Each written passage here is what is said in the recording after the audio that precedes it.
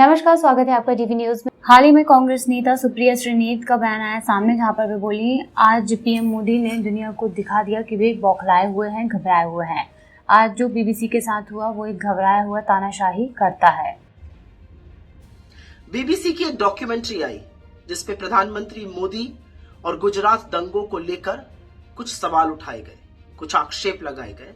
उस डॉक्यूमेंट्री को बैन कर दिया गया, लेकिन ठीक 29 दिन बाद चिर परिचित स्क्रिप्ट के अंदाज में प्रधानमंत्री मोदी का सबसे प्रबल फ्रंटल इनकम टैक्स बीबीसी के दफ्तर आज इंडिया में पहुंच गया।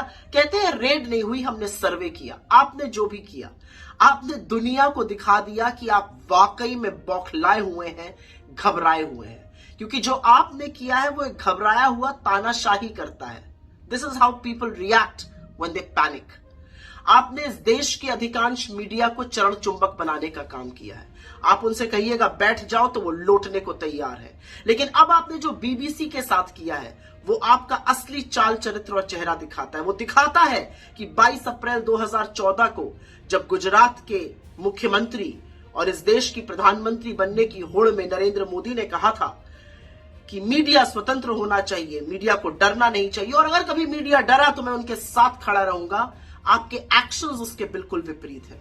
आप मीडिया के ऊपर रेड करते हैं, लेकिन कहां तक सवालों से बचिएगा? इस पूरे देश पर आप इनकम टैक्स की और ईडी की और सीबीआई की रेड करा दीजिएगा।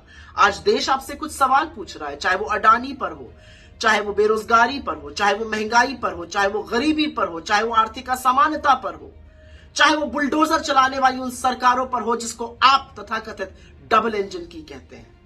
लेकिन आप पर अब मुझे तरस आने लगा है, क्योंकि आप एक बौखलाए हुए, घबराए हुए तानाशाह हैं। What you're doing, Mr. Modi, is what people do when they panic. I pity you. मुझे तरस आता है आप पर कि आपको बीबीसी के दफ्तर पर एक रेड और एक सर्च, जो भी आप कहना चाहिए, करानी पड़ी, क्योंकि सवालों से आप बौखला गए थे। लेकिन ये सवाल तो देश पूछ रहा है और जवाब तो आपको देना ही पड़ेगा। और भी खास खबरें जानने के लिए जुड़े रहें टीवी न्यूज में।